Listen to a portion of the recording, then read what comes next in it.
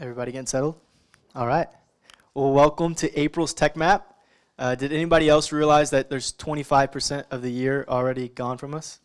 That's a lot. It's a little weird. It's a little weird. So if you didn't know that, I'm sorry to burst your bubble. It is April now. Welcome. Thank you guys for coming out. Excited to have you guys. The main point of Tech Map is to connect you, to connect you to somebody in the tech community, whoever that you're looking for. So hopefully tonight you get to meet that person. If you don't, grab Isaac or myself, and if that person's not here tonight, we'll help facilitate that connection outside of TechMap. So real quick, I'm not going to talk a whole lot, but our founder is Mr. Johan Borg. He never hangs out with us anymore because he's too cool and he's off floating in retirement. But he founded us 8 years ago, so he's the reason why we're all here and able to connect. So thank you, Mr. Johan. Isaac and myself are running Austin now. A lot of you guys have a startup journey or a business journey that you're on. The best way for Isaac and myself to stay connected and seeing what you're doing and continue to connect you with people is to add us on social media. So that's Isaac's Instagram, that's mine as well. It's just easy for us to see what you're doing and continue to connect you with people. So a little bit about tonight. Mr. Reagan's going to speak here in a moment. We're going to have our pitches. We'll have two. And then we'll all talk a little bit about why we're here and who we're looking for. And then we'll continue to network and have some drinks. The reason why, I guess, is Dory here tonight? No Dory? Well, thank you, Dory. I'm sorry that you couldn't make it. We wish you were here. But she's with Chastain Partners. She's our biggest sponsor here at TechMap. She's the reason why we have food and drinks in the back. She's awesome. If you're looking for funding or if you're looking for any type of accounting services as a startup, she's your go-to. She's incredibly successful and someone that you need to connect with regardless of what you're doing. So if you need a connection to Miss Dory, come find myself and Isaac and we can connect you to her. The reason why we have TechMap, there's a lot going on here in Austin. There's a lot of events, businesses, all that kind of stuff. So we want to create an online platform so that you can go and find those people and events that you're trying to connect with. And then we also want to bring it to life once a month because it's hard to actually get out and connect with people in person because being at home is nice and Netflix is on and yeah, it's just a lot easier. So again, if you need to post your group, your company, your personal profile, whatever it is, TechMap can host that for you and then it'll also connect you to unique individuals online. Without further ado, we have our pitches, Jose and Gus. They'll be on here in a second. But Mr. Reagan, I want to talk a minute about Mr. Reagan. So this is my first time meeting him. So if he's terrible, I'm sorry. That's my bad. Chris Petty actually is sitting in the audience. He connected me to Reagan. I said, hey, check out his TED Talks and see what you think. I was like, man, this is pretty cool. He talks about, how work shouldn't kill you, or it doesn't have to kill you. And so watching that, I was like, man, I don't care if anyone shows up in April. This is for me. So hopefully you guys get some value out of this as well. Reagan's a fellow Texas State alumni as well, so eat 'em up, cats. And he's got some really cool aspects of his story that I'll save for him to share. But if you will, give a warm welcome to Mr. Reagan.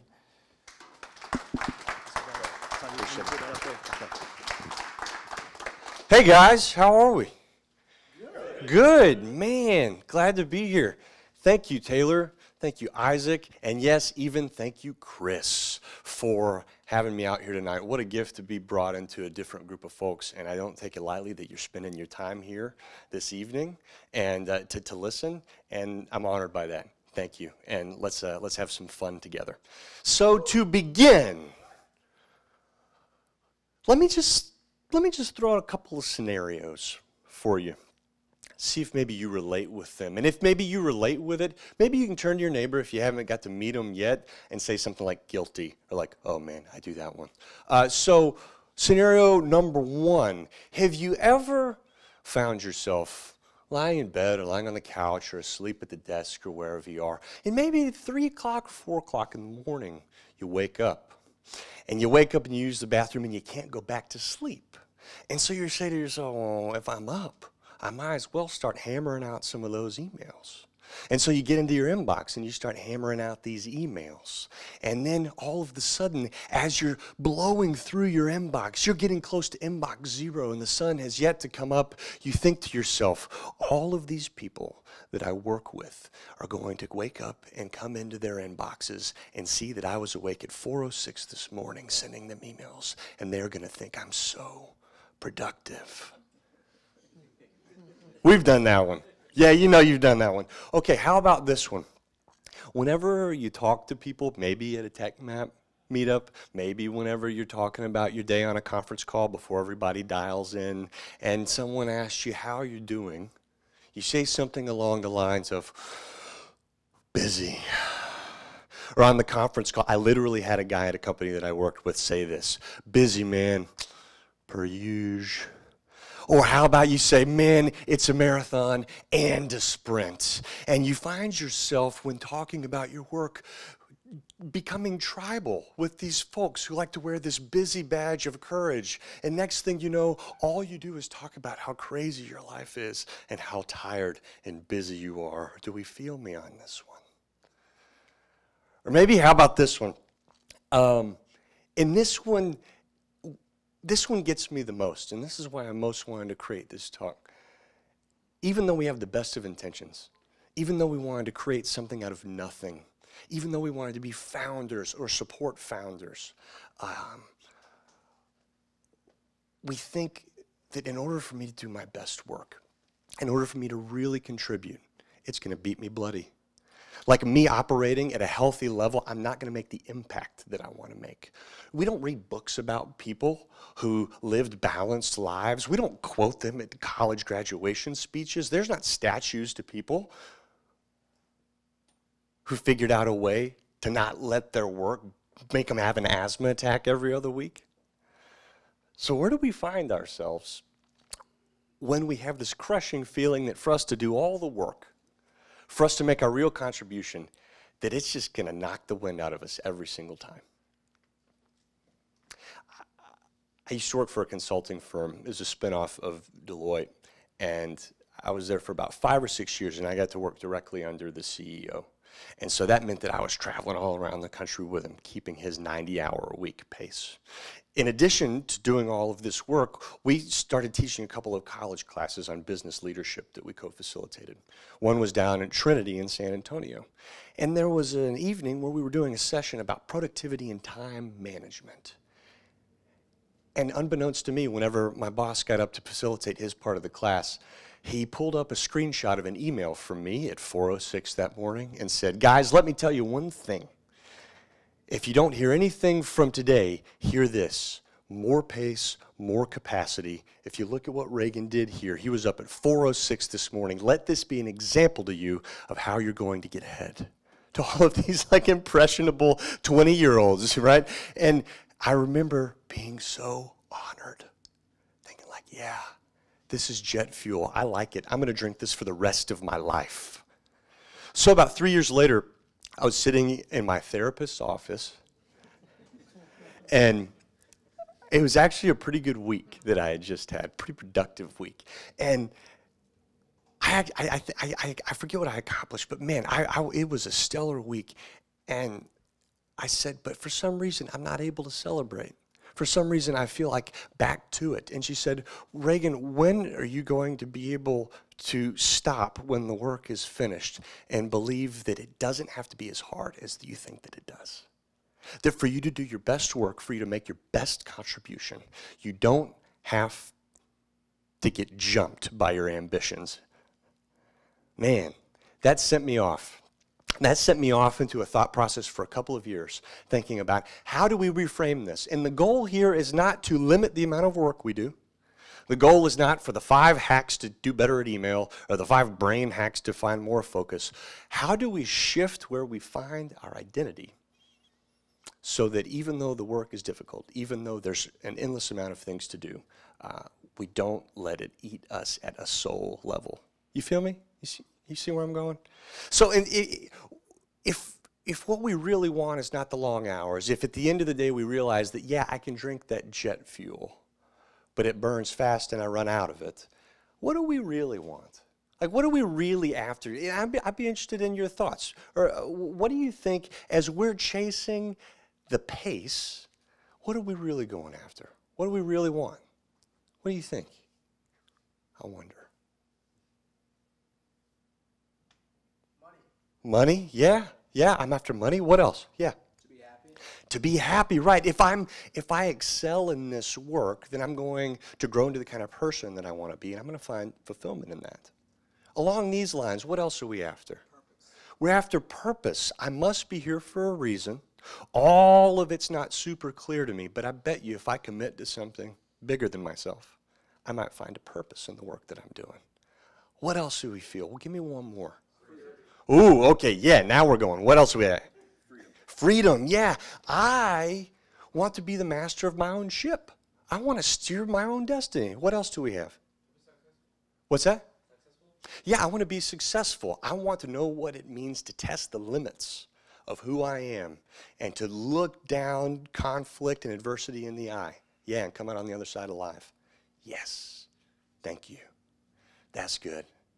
So if those are the things that we really want, how did we get so confused into believing that we have to like go work in one of those quarries like you see in the old like cartoons in the prison to get those things? I had a couple of mindset shifts that have helped me come to this idea that those things, fulfillment, success, purpose that we really want from our work, I've come to a couple of mindset shifts that help me focus back in on those and do less of the huddle together in the busy badge of courage and let's talk about how busy and sad we are. Because though it helps us feel like we belong, man, that's eroding who we really want to be. Mindset shift number one, to help us find clarity and not let our work kill us, begins with a story. So I'm an amateur magician.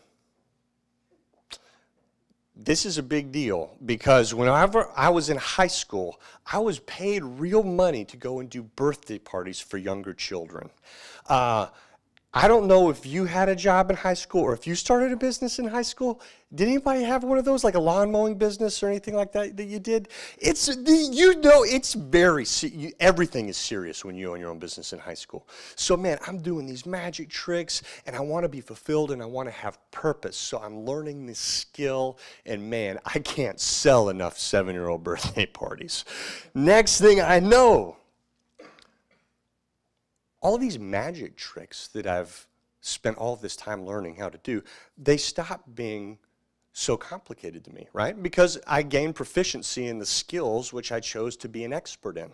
So next thing I know, I have the same effect for my audience of 7-year-olds, but in my own head, I think to myself, this isn't difficult to me anymore. I must not be adding value. And so at 14, I had an identity crisis about how if I'm going to add real value, it has to continuously be hard.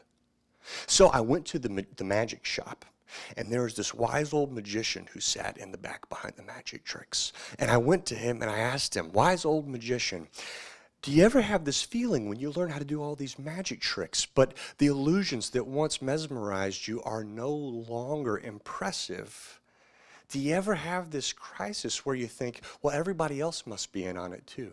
Everybody else might be unimpressed with the work that I'm doing too, because it's not impressive to me anymore, so they might surely know. He leaned back wisely, stroked his beard, and said, it is a sad day in every young magician's life when they are no longer impressed by their own illusions.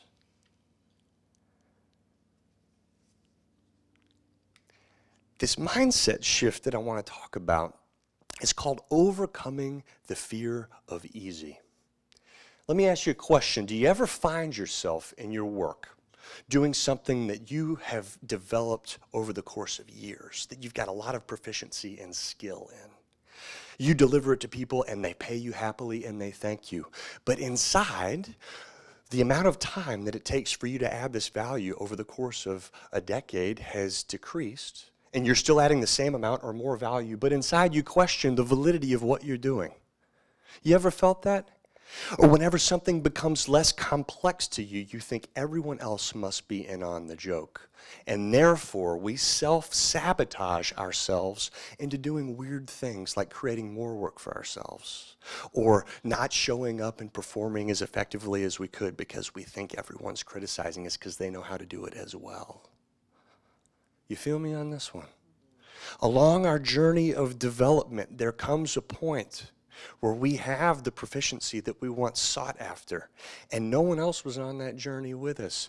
And if we could only get over the fact that certain things have become easy for us, maybe we would have extra space in our days to focus more on our purpose or to focus more on the freedom that we have acquired for ourselves.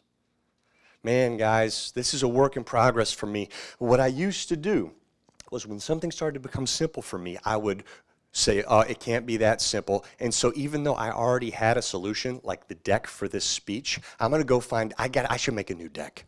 I should go make a new deck for this talk. Or even though I had done this 1,000 times, instead of trusting in that, man, I'll psych myself out and have a really crappy morning because I'm worried everybody else is in on my joke.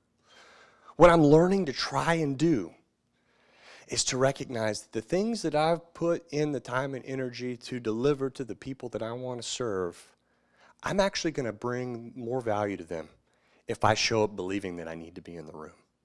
I'm actually going to bring more value to them if I embrace the fact that I'm skilled at this and show up with confidence when I deliver the work. Why is this hard, this first mindset shift? Because we like our problems. Our problems give us identity. For some reason, us humans are loco, and we would rather make things complicated than make them simple. You feel me? Mindset shift number 1, how do we overcome the things that are easy so that our best work doesn't have to kill us? Mindset shift number 2, flow where the water already flows. So you see this cool picture of a theater. When I started, most of my career has been spent in education, all the way from teaching 10th grade to teaching at college to creating experiences for adults in professional development. I started teaching 10th grade English on the Rosebud Reservation in South Dakota, a little town of 400 people. And they asked me if I would be the play director. So I'd done theater in high school. They needed somebody to be the play director. I said, all right, let's do it. Let's do something really ambitious. So we did A Midsummer Night's Dream, unabridged. Shakespeare for 10th graders felt like a worthy challenge. And man, they took to it like ducks on water. They loved it. In the rehearsals, they were saying perfect Shakespeare. They knew what it meant. It was a miracle. One thing I failed to take into account is because we were working on a reservation, they had a few cultural practices that were different than those that I was used to. That meant that whenever we neared the play, the opening curtain, about half of my student population just literally disappeared. No one told me where they were going. I was supposed to know. They literally went away for like 3 weeks. There's this thing called the Denver Powwow, which is a really big deal.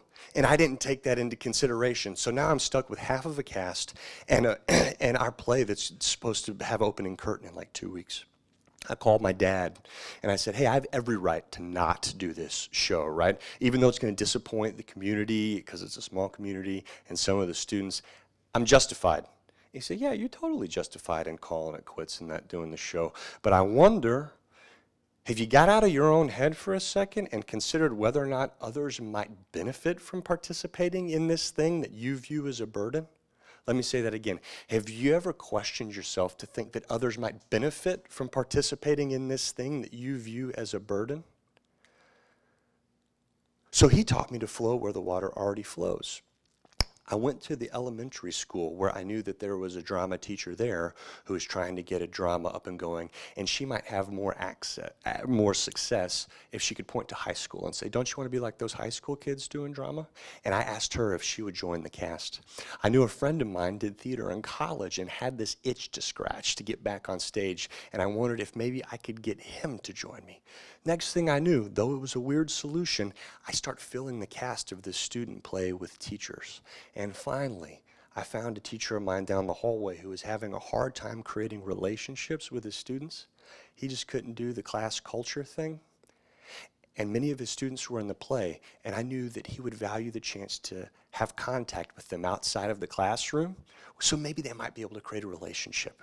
They had desires in their lives, and they had needs that needed to be fulfilled that could all be satisfied by participating in this thing that I needed and wanted to do anyway.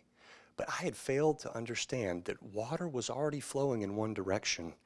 Why don't I jump in with the momentum? Next thing you know, we do the play.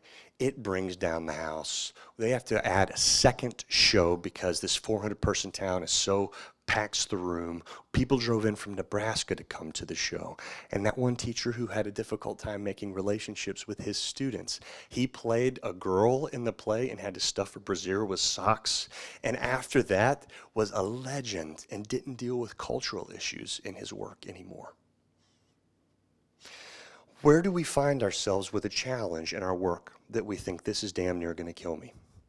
And we think, I have no idea how to see my way out of this, but we have come short of considering, but who else around me might be trying to live their life in the same direction? Who else around me might be skilled at solving this challenge, and I have something they need, and we could do a good old-fashioned chicken swap? Who else around me is lonely? Let's be honest. We are lonely people these days. Who else around me would love to be asked to join something bigger than themselves? We always believe that when we ask folks to join something with us, that we are a burden upon them. But rarely do we stop and remember how great it feels to be asked to be a part of something. Do not take away the opportunity for your venture, for your community, by believing that you're being a burden by trying to help others belong. See where the water's already flowing, see who's flowing that direction, and invite them to join the journey. Mindset shift number 3 that has helped guide me and the folks that I work with to realize that our best work doesn't have to kill us if only we get over the fact that sometimes things are easy and we should celebrate it. That others want the same things we want and we should bring them along for the journey. But this one perhaps is the most important, particularly for those of us whose currency for how effective we're being is our pace, or the hours that we put in, or man, that was a really great day because I had 10 back-to-back calls. Regardless of if they were productive, I think it's a good day because I was busy. We have all of these different ways of measuring our effectiveness, and most of them are faulty. Because we forget that there's work to do before the work. Man, if there's anything that I have learned, it is this idea that before I open up my laptop in the morning, before I hop in my car to go wherever I'm going to go for the day, there is this internal component that I must attend to, lest all of the things I do externally will fall short. If I'm not okay on the inside, I can't be okay on the outside. This is an inside job. I participate internally the way that I participate externally. I had a mentor of mine in college, his name was Earl. Man, echoes of wisdom, you know what I mean? And he sat in this big chair like a boss at the end of a video game level.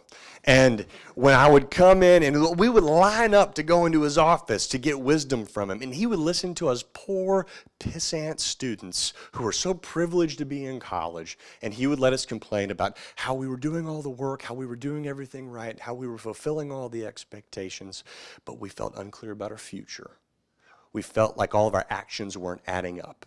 And he would listen and sit in his swivel chair and wait and wait and wait. And then we would finish, and he would pause and politely say every single time, Reagan, thank you for sharing, but you're forgetting one important thing. It's not about you. I would say, what do you mean? He said, Reagan, you find your direction, you find fulfillment, you find success whenever you realize that me serving others is going to provide all of the answers and all of the fulfillment and all of the direction that I wanted anyway. Customer journey mapping to boot.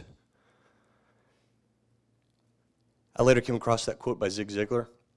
You can get everything that you want out of life if you just help enough people get what they want.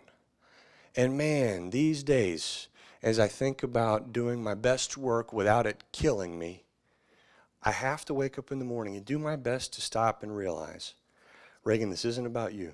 The second you make all of these problems about you, and the second that you believe that this whole story is dependent upon you doing well today, you're going to crumble under that pressure.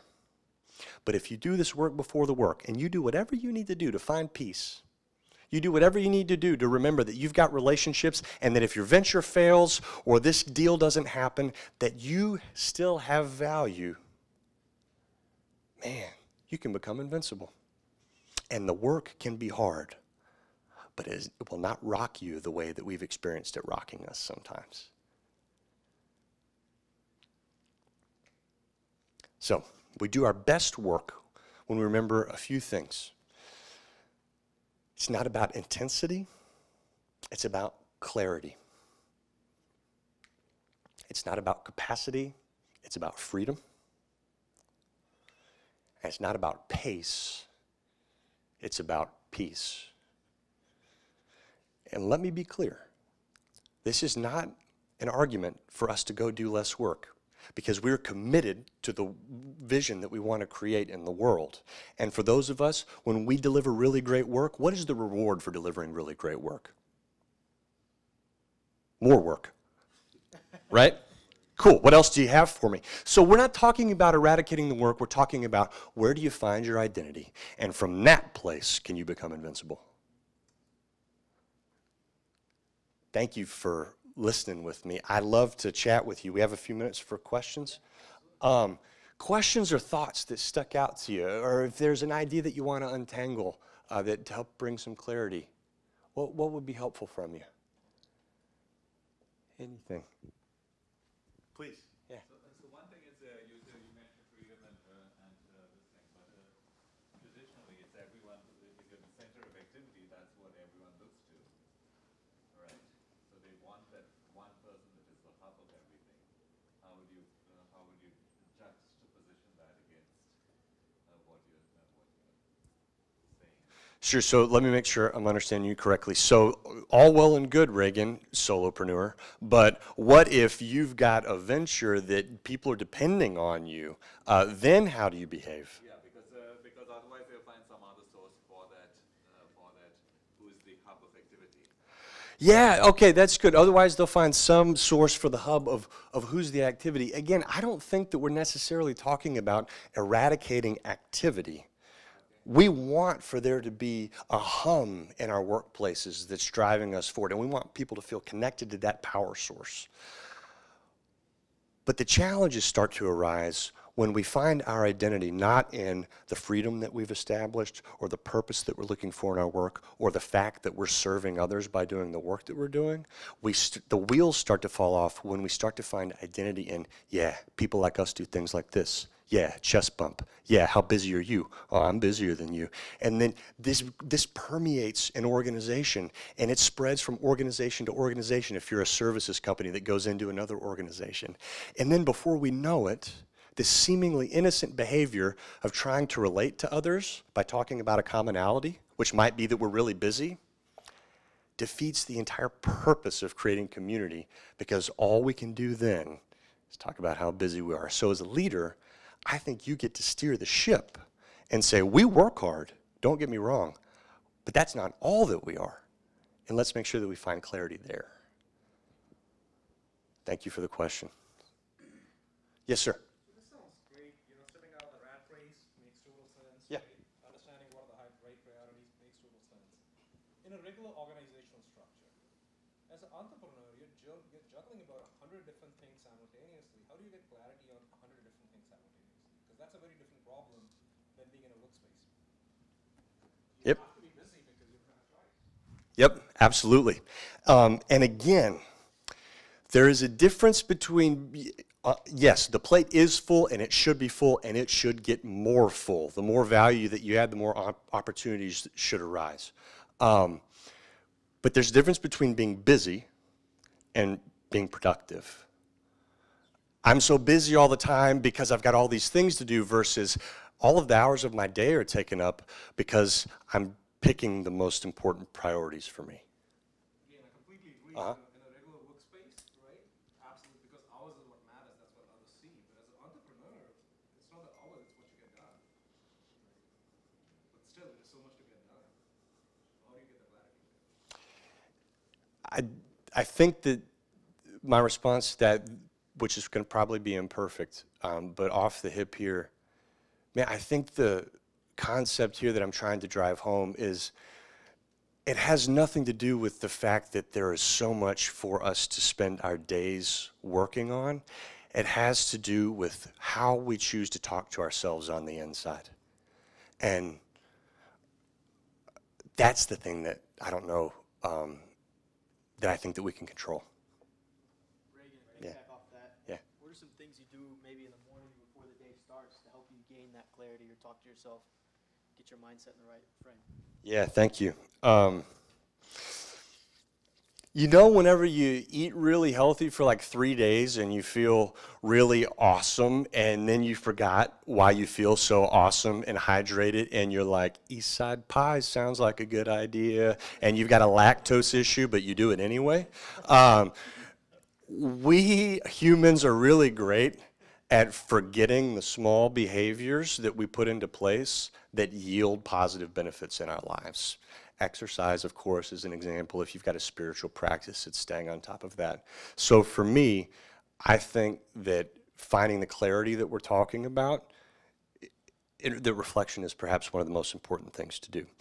I journal every morning, and I've got a practice that I really enjoy doing. I have a blog about this, about how to pull wisdom from yourself and find clarity that you might be distracted from.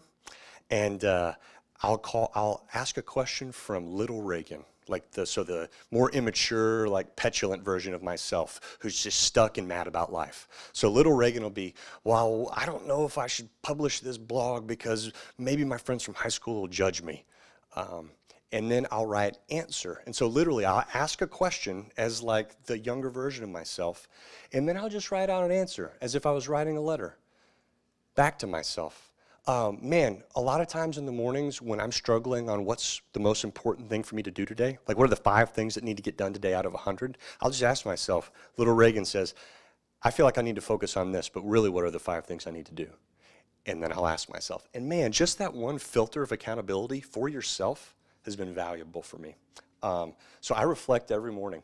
And then I also do a weekly reflection where I'll look back at the week and I'll ask what worked, what didn't, what needs to be adjusted moving forward.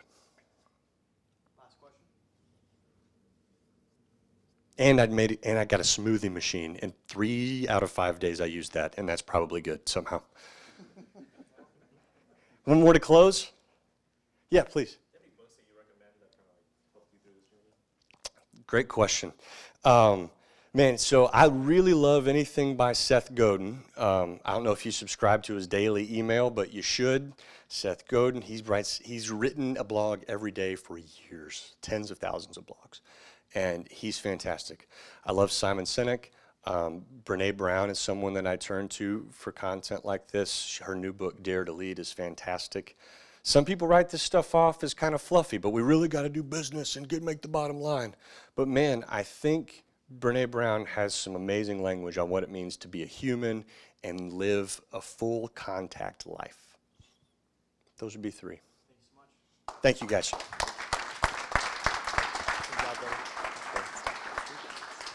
Jose, you're going to be up next. Yeah, go for it. I'll pull up your slides real quick. Thank you. Is this? Yeah, and then I'll stand up when you have about a minute left. Okay.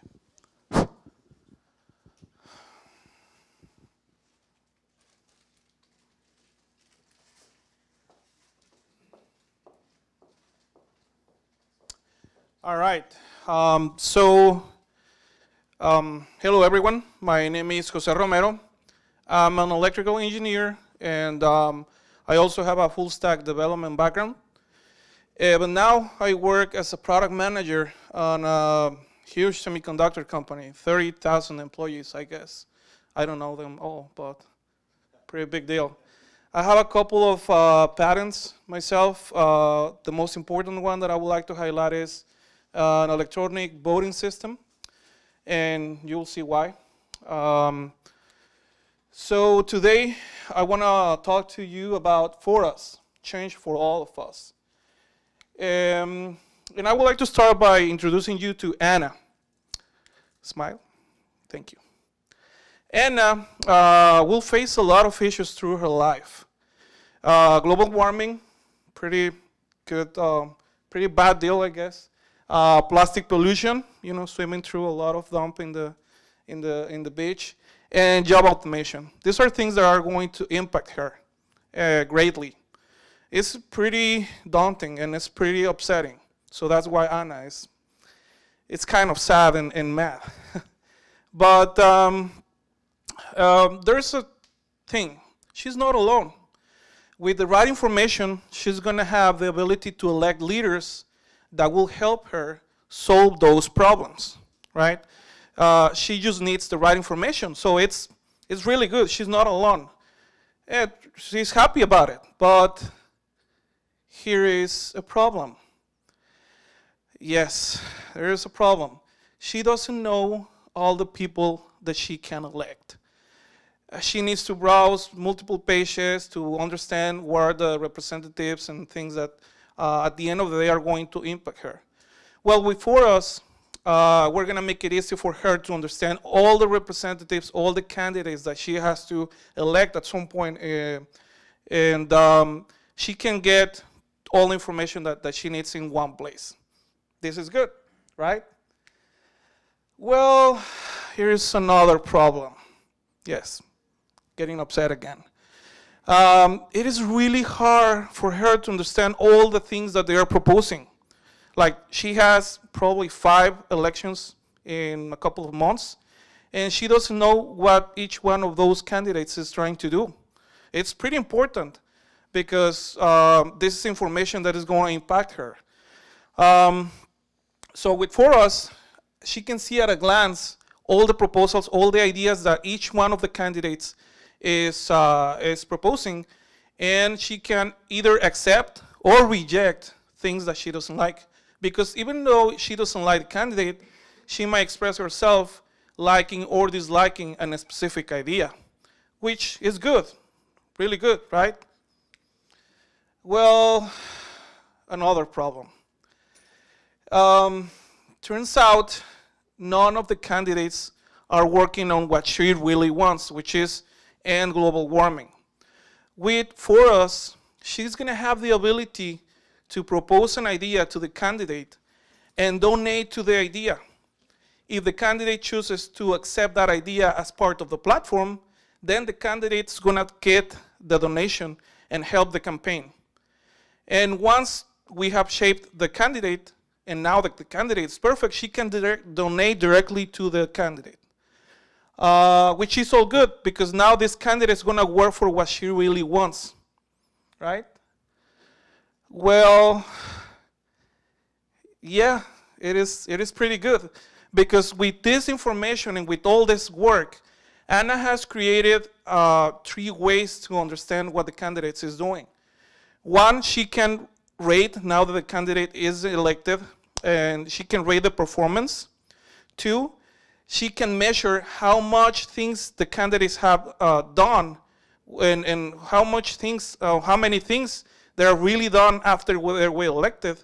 And she can choose to endorse or reject the candidate now that this candidate is running for something else. So with all this information, Anna is ready for the next election and to change the world. So this is For Us. What is the revenue model here? What am I talking about? So this platform is going to create at some point a place for the candidates to tell their ideas, to tell their stories, and we're going to offer marketing services for them. And obviously, that's one of the ways that we're going to have some revenue. Obviously, the donation to the ideas, to the candidates, is going to have some fees associated to it. So that's how we're going to make some money, some resources for the company. And we're going to offer some data insights. what are people thinking, what are the best ways to reach a certain audience. We're gonna have all that information in the platform, and that's how we're gonna keep things moving. I'm in a formation stage. This is just an idea at this point. We're gonna come up with the vision, and the strategy, the ideation, the concepts. And so what I'm looking for is really co-founders, developers, and designers. If you're interested in social causes, if you're interested in making a difference in this world, well, join me and we can make something work. And that's it.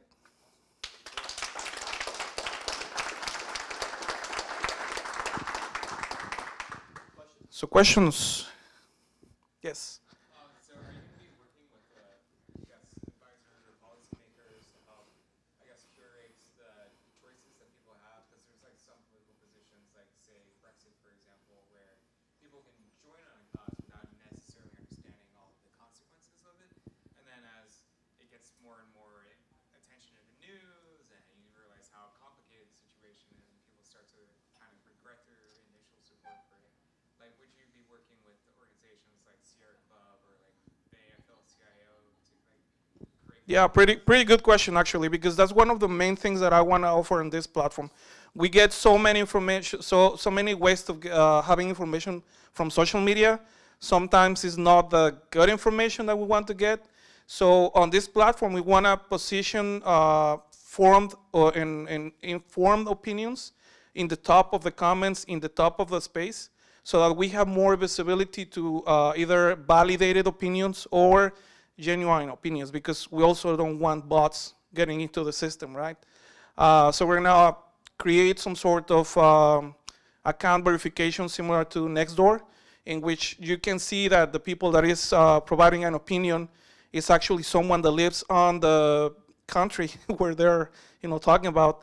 And we're gonna boost opinions that are coming from institutions or professionals in certain field. Yes? Regarding the information about each candidate in the platform, there's a website currently, vote411.org, that attempted to do this. However, a lot of information for some candidates are completely blank. How are you going to ensure that all the information is there and accurate for every available candidate? So that's one of the main challenges. I recognize that, and I'm kind of familiar with this platform. So one of the things that I believe we can overcome this problem is by putting some active users to research what this candidate is doing. And the other thing that I guess at this point is going to become an enticer for those candidates to provide information is that at some point they can get revenue for their own candidacy, from their own platforms, from their own campaigns. So I think having this money factor related to this is going to entice them and make them come and provide that information, because at some point they can get some revenue for their political platform. So this might help, but there might be some other ways to overcome this problem. Yes?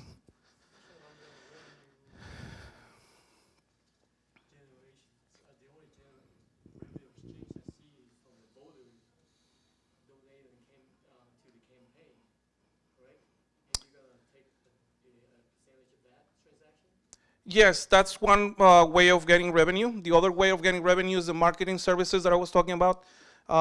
So the platform is going to have certain features as sharing videos, sharing images, stuff like that. So we're going to have certain aspect of that highlighted or sponsored on the platform. But we also want to partner with them and offer way more than that. Like any candidate at any level requires email marketing, requires some campaigns, certain things that they need to do. So we also want to partner with them and help them have a digital campaign on this platform.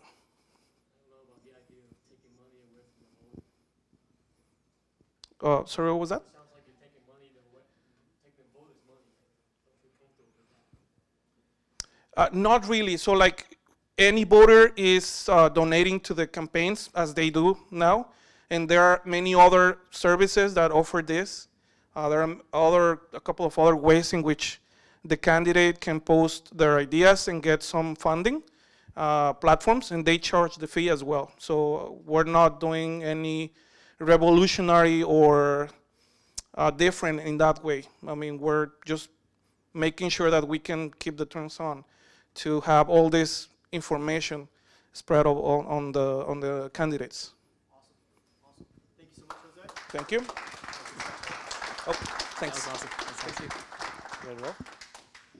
Get you pulled up. I'll stand up when it's right around the 4-minute range.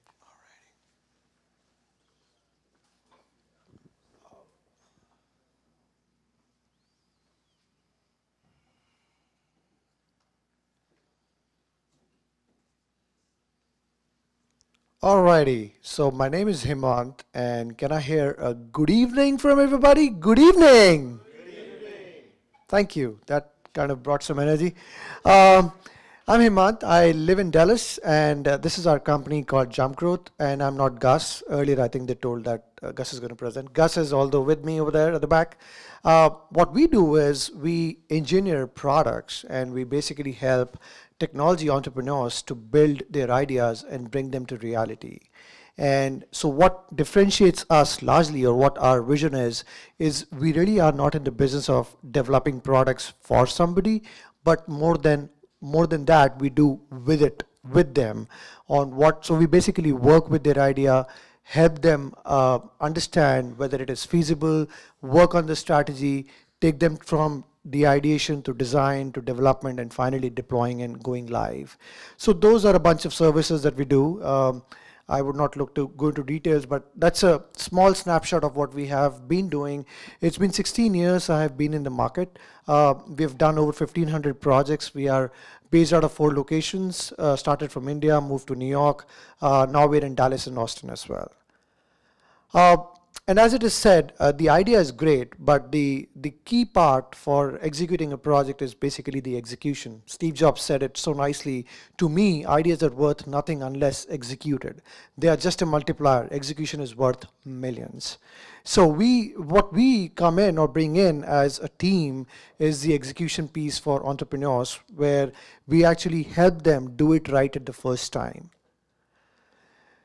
It's a small slide which tells people on why the startups fail, and that is kind of our why as well. Why do the startups fail? And all these different reasons, the ones which kind of stand out, one of them is running out of cash, second is not finding the right team, and a poor product. Other than the strategy and all the other things that kind of play a role in the product, the most important of these 3 factors can be mitigated by finding a right team, and that's where we kind of come in.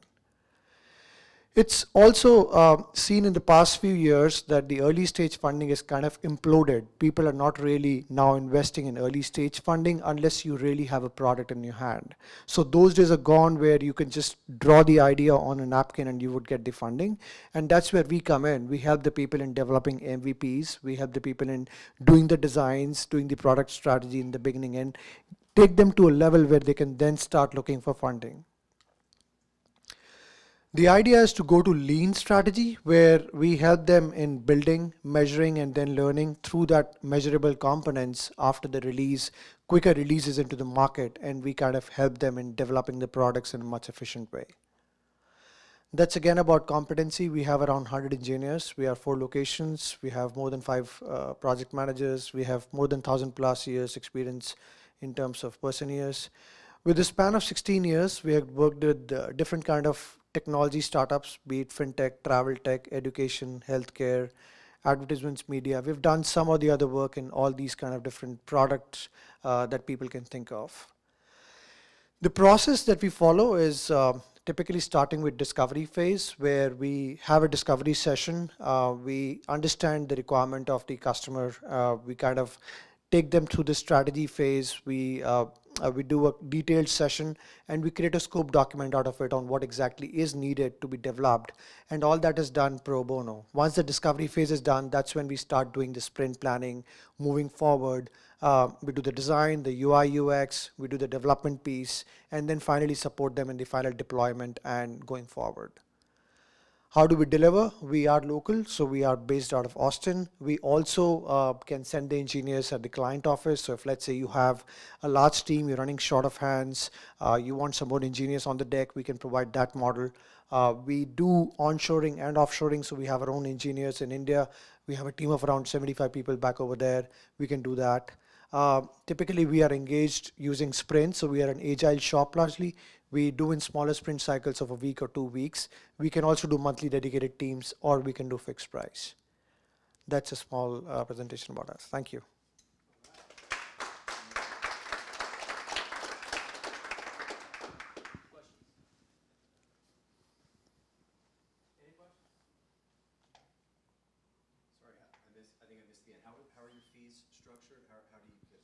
Well, it's not a thumb rule for every product. Every product is different. We kind of scope it out, and then only we give the pricing. The range can be anything between $15,000 to $50,000. That's the typical project size that we kind of deal with. Hourly pricing, if you're getting it done from offshore, it's around 25 to 35, and from here it's around 75 to $100 an hour. Do you ever trade engineering hours for equity, or is it purely fixed fee or time? We've done that in the past. At this moment of time, I'm not doing it. I've done that already with 3 startups, and good to have equity, but then it's just lying over there. I'm really not making anything out of it. So, yeah. Please. I'm sorry? Yeah, mostly software. If you already have a hardware component, we can integrate with it, but we are mostly software. Well, what's so significant about utilizing your services, overseas, and consciously utilizing our own services, like utilizing some type of application like Autodesk to go ahead and get people out overseas to develop our application or whatever you're developing? I'm sure, I think you're saying what's the difference between you going yourself directly and getting it done by somebody. One, we give the assurance of 16 years of experience. 2, we're just not moonlighters who would just run away taking your money, and I've seen those experiences happening a lot. We do bring in that expertise and the management layer in between so that you get the product what you paid for. So do you have a base overseas? Or do you Yes, it's our own company. That's where I started in 2002, and then I moved over here 3 years back.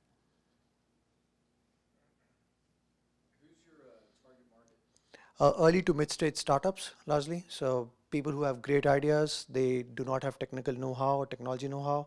We can take them up from ideation to design and everything. And then mid-stage startups who already have a team and they're looking for extra hands on deck, so we can do that. How much time do you spend in the discovery phase before moving them into production or deciding that? So typical discovery for us would take between 3 to 5 business days, which starts with either a long conference call, or if somebody wants to, maybe we go to their office or they want to come to our office, we can have a long discovery session. We do that all the time. So typically that discovery session would last from 1 hour to 3 hours, depending on what the requirements are. And after that, we kind of take the requirements to our business analyst. They kind of start developing the scope. And once the scope document is all set, then we give it to the clients for the comments and all. Once it's frozen, then we give the estimate accordingly on that. Last question. What do you do with source code? Do you own it, client own it, or what's the deal? We are purely a work for hire company. We never own the intellectual property. So the intellectual property is given back to the client at the end of the project. Or let's say we are having different models where we can talk about it, where we share the source code. Let's say if you have some engineers, they are also working on the same thing, we can co-work as well along with you. As I said, we are purely working with you more than working for you. Awesome. Thank you so much. Thank you.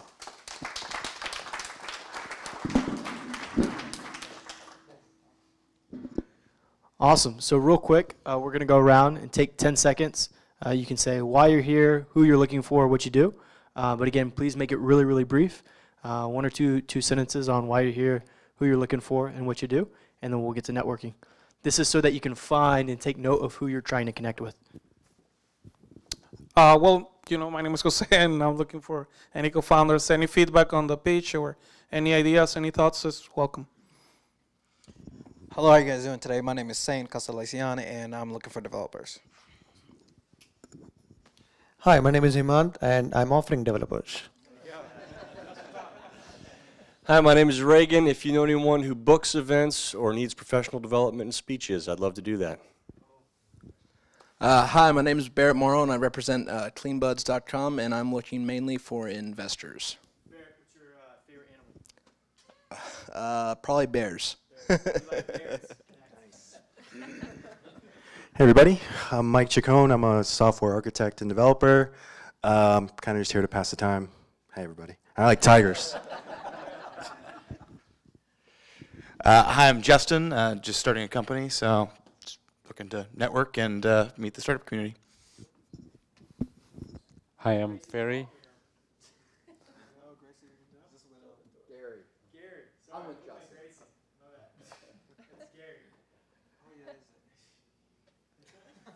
Hi, I'm Ferry. I'm just here to network and find clients. Hi, I'm Cheryl. I'm a research programmer by day, and I'm looking to see if I can do anything else in my free time that I might be interested in by night.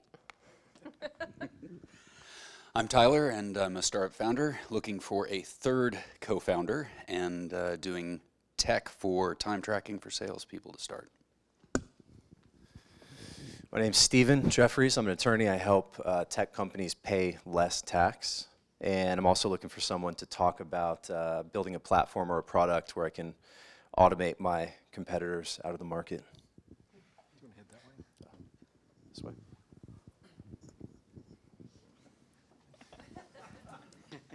What's up, y'all? I'm Chris. Just here to network, meet some cool entrepreneurs, work in commercial real estate. Hi, my name is Dylan. I'm a developer looking for a job. So if you have one, please find me in here. Hey everyone, my name is Dather. I'm here to meet other entrepreneurs. I run a digital agency. We do Facebook ads and funnels. We've had some pretty good success at helping people get off the ground. Startups, mid-sized companies, and scale up with Facebook ads. So if you want to learn a little bit more about how we do it and see some case studies, feel free to ask me. But outside of that, just looking to meet new people, honestly, make new friends. Good evening, everyone. My name is Michael. My business partners and I do pre-seed funding in the low to mid 6 figures. So if early stage, we'd be happy to talk with you. Hi there, my name is Clay Simmons. I'm just here to evaluate new ideation coming from some of these new entrepreneurs. So I too are probably in your department as well. So yeah, just looking for new ideas. Thanks. Hi everybody, my name is Marcelo. I'm the commercial for Oino. It's a software agency, and I'm here for networking and customers. Hi, my name is Reagan. I build an awesome home automation IoT product. Looking for a co-founder. I'm an engineer, so looking for a running mate who can do the business side and go raise money. My name is Christian. I was involved with the Capital Network about 20 years ago. We helped entrepreneurs raise funding. Now I'm an investor in real estate, but I'm looking to get back into network and learn what's going on. Hi, I'm Jeremy. I'm learning programming. I'm trying to build a platform for visualizing scientific evidence, and I'm looking for tech co-founders, mostly back-end developers. Marcus Green. I'm here as a favor to Taylor and Isaac. I've only worked for really big companies. Thank you, Taylor. So I'm just trying to learn more about Startup World. A dog. I just got a golden doodle, so he's my favorite animal. Hi, I'm Ranjit. I'm looking to see what's out there. I have been a hardware and software developer. Hi, my name is Mutlu. I'm an Android developer with 6 years experience, and also I'm looking for new opportunities. Thank you.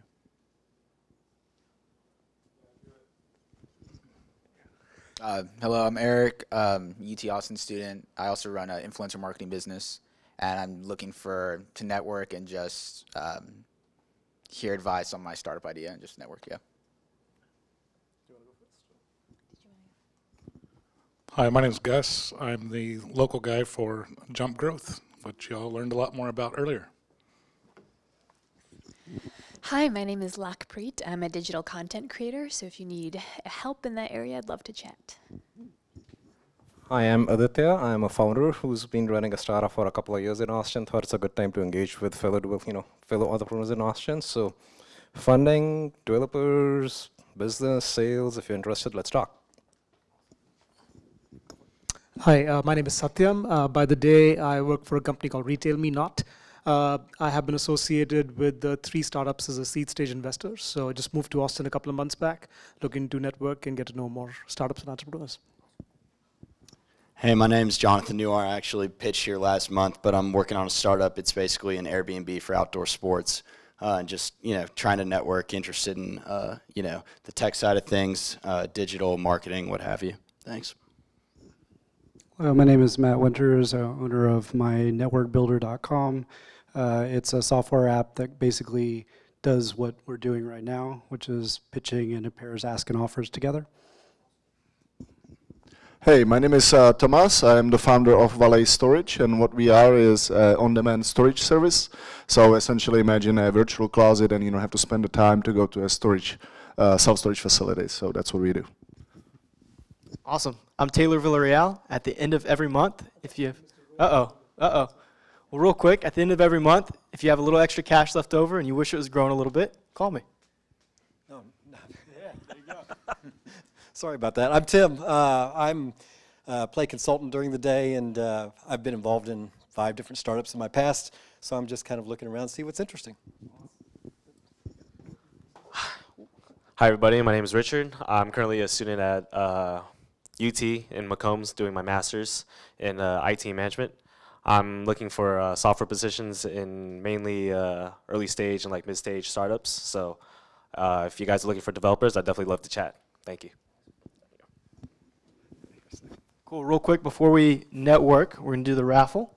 We're going to give away a hat and the bottle of wine. Will you do the honors? Hot hands, hot hands. Uh-oh.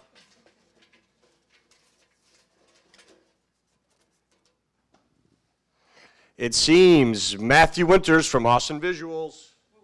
All right.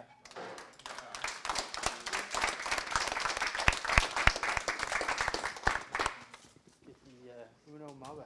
There you go. Uno Mas.